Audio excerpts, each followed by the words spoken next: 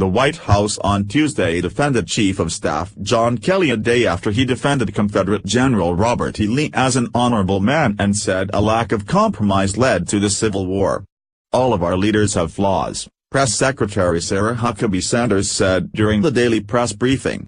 Washington, Jefferson, JFK, Roosevelt, Kennedy, that doesn't diminish their contributions to our country and it certainly can't erase them from our history, and Gen.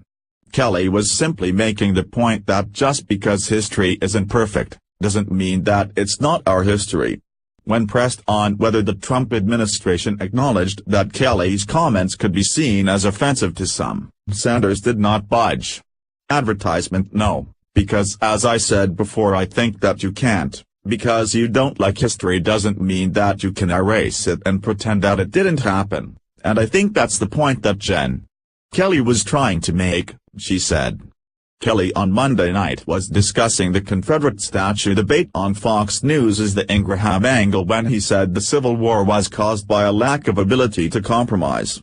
Sanders said many historians would agree with the retired four-star general on that point.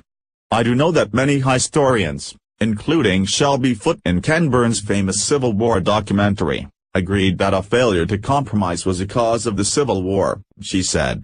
"There are a lot of historians that think that and there are a lot of different versions of those compromises.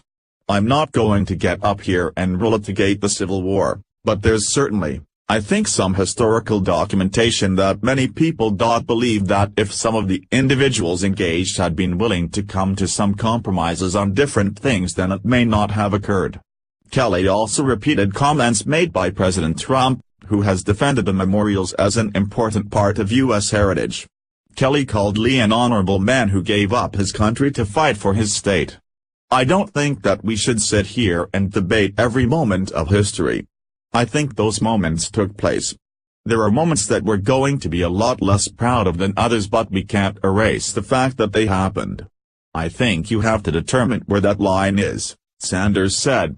Appearing to grow frustrated with questions on the topic, Sanders accused reporters of creating a narrative that simply doesn't exist.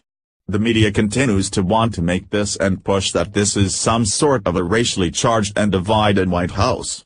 And I think it is absurd and disgraceful to keep trying to make comments and take them out of context to mean something they simply don't," she said.